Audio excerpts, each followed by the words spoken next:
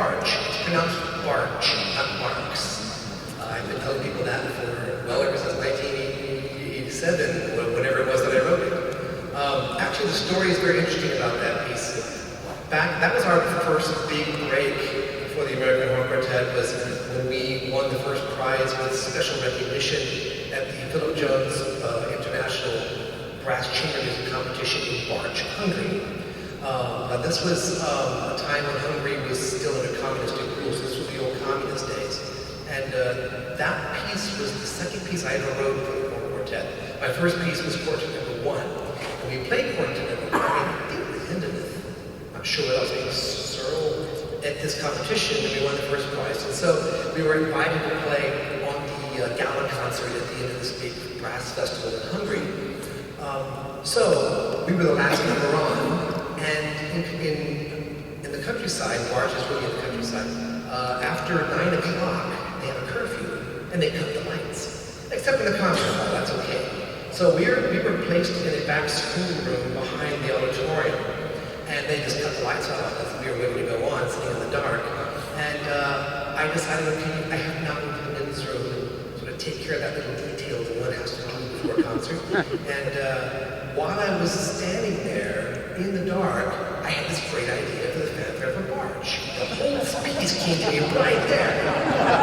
And so I went home, wrote it down, and that became a regular in our quartet repertoire, and apparently all around the world, because everywhere we go, we coach ensembles that play this piece. But it's interesting to think that Fanfare for Barge was actually conceived in the men's room in the dark in communist Hungary.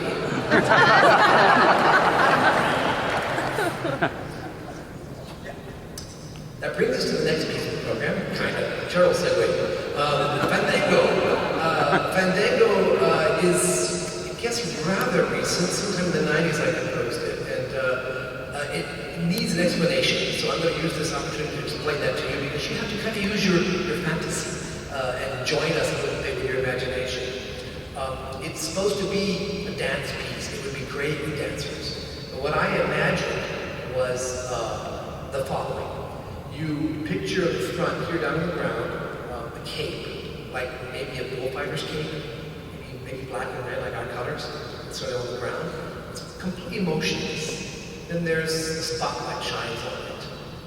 And then you see a little ripple happens in the cape. That's kind of weird. And then you see the cape kind of move. And then the cape starts to rise up off the ground, and it starts to spin around. And then all of a sudden, in one huge, gigantic magic sweep, it transforms itself into a Fandango dancer. A Fandango, of course, is a famous Spanish dance, the rhythm of which remains constant, and it is that's the Fandango. So I decided to write a little fantasy piece, an all-around salute to Spanish dance music. So you'll hear a habanero, you'll hear a bolero, you'll actually hear some mariachi in this group, in this fantastic, wild, phantasmagora of Spanish dance music. And it ends with one huge, gigantic climax, and the cape falls motionless again to the ground. So this is Fandango.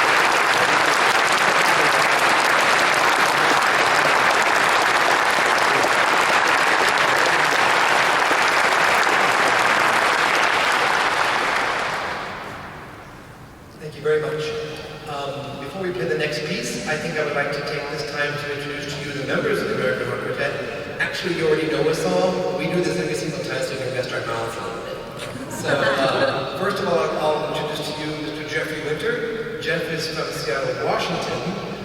He's actually kind of a local guy here because he went to USC, actually New Orleans.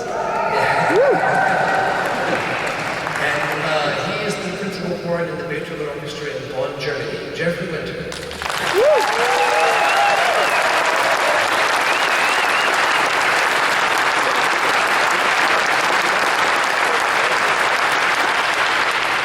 Christina Masher-Turner is from Albany, Oregon, and Christina played with me in the Symphony Orchestra in Luxembourg. Christina Masher. Our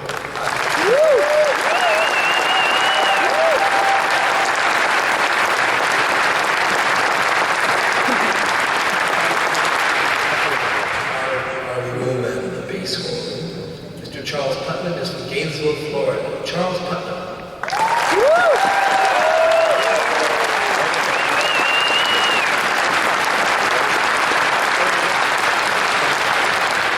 His family here on the front row that were flown in as a surprise to him. So we're happy for him.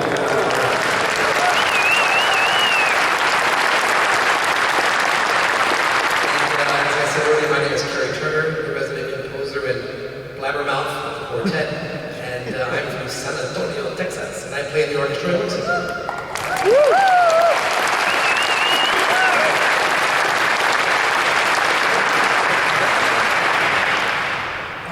There is a second purpose to some of the pieces we chose in this program. It's not only that the first half is mostly dedicated to major works of the horn quartet, we also wanted to promote our new CD, which is called Encore.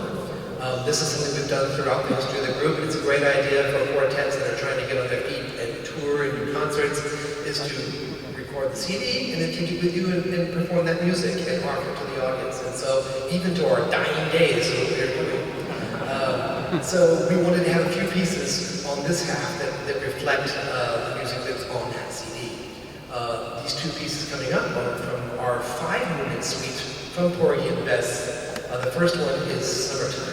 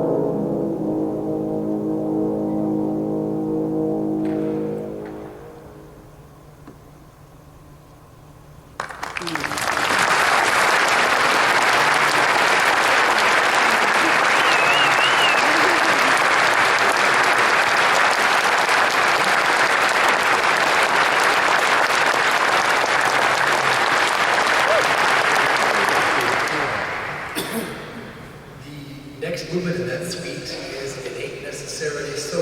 And you were all lucky on that last one because I finally got that message. There's this passage that I mess up every single time, and I got it tonight.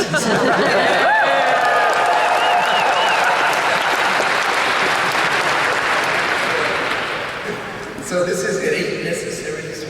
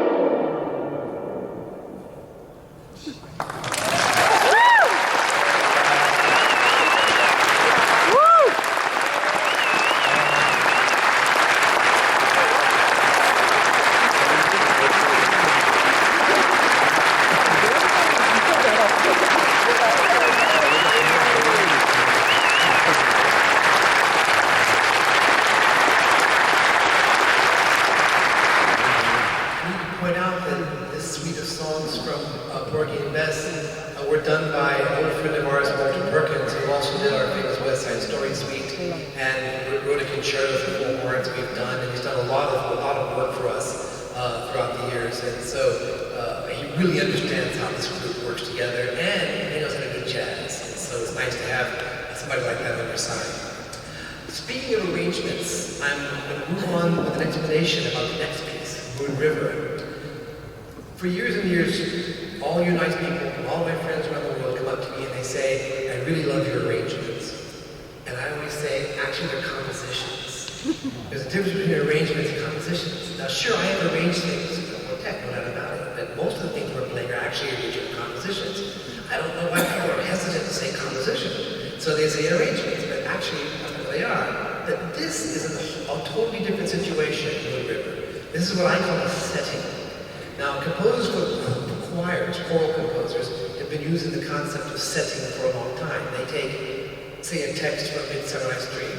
I don't know, blow, blow, thou winter wind, that's what 12th night, I think. But one of these great texts, or they'll take a famous Irish folk song or something, and they will make it work for a choir, and they'll call it a setting. Well, this is definitely the situation in Moon River, because this arrangement you're going to hear now doesn't have a whole lot to do with that original Audrey Hepburn song from Breakfast at Tiffany's, which we will never forget when she's sitting out on the balcony in that famous scene with a guitar, and very naively and innocently sings this very simple song. Well, actually, Moon River is a spectacular melody to fool around with if you want to get really complex and get really camp with all kinds of strange, fun, chromatic harmonies and really make it a real lush arrangement. So this, see, I even use the word arrangement. This setting is more like Audrey Hepburn meets Liberace.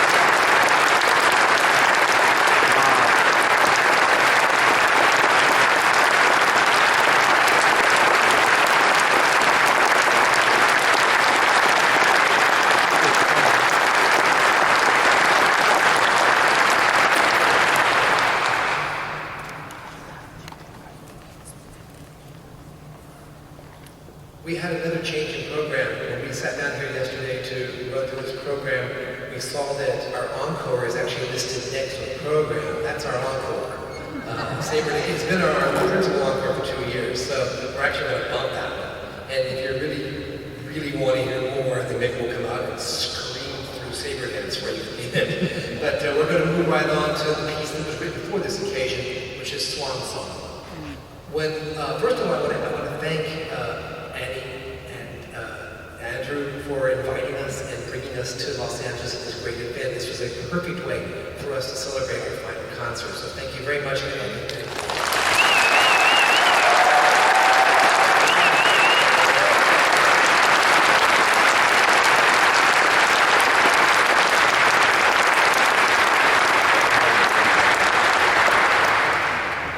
I discovered that we were indeed going to be playing here, I said, I really want to write a piece as our swan song. Now, if you don't know, a swan song traditionally is the farewell song that people, that throughout, even goes back to the troubadours, it goes back a long time, that was called their swan song. They wrote the last piece before they left. And so that was an appropriate title, I thought, for this occasion. But I think the sound of this piece might surprise you a little bit, because swan songs are kind of traditionally sad. And of course it's going to have a sad nature, because this is kind of a sad event. However, as I reflected upon my own activities with the quartet, there was a lot of emotions involved, there was a lot of trauma involved. You can't help that when you've been doing something like this for so long. And so I remembered a lot of difficult times. All of us have had major health problems. We've all had chop problems. We've all had problems with our administrations, those evil overlords. And we've had trouble with, airport problems, visa problems, all kinds of things. So it's been a lot of trouble as well. But of course, it's been some incredible highs and some incredible, fantastic times traveling together and meeting so many people. So there was a lot of emotion involved in this. But I really did want to capture all of that in this piece. So that's the nature of this last song, Swan Song. There are a couple of famous Swan songs that I looked at. The main one is the famous one from Lohengrin, Wagner's opera, where Lohengrin gets aboard an actual swan and sails off and sings My Lieber Swan to the rest of the cast on stage. And there's another one. Well, there's that famous one from Carmina Burana where the swan's being roasted over an open fire. So this was not quite as bad as that. So this is Swan Song, somewhere between the two. So thank you very, very much for coming to this wonderful concert tonight, and this is going to be our Swan Song.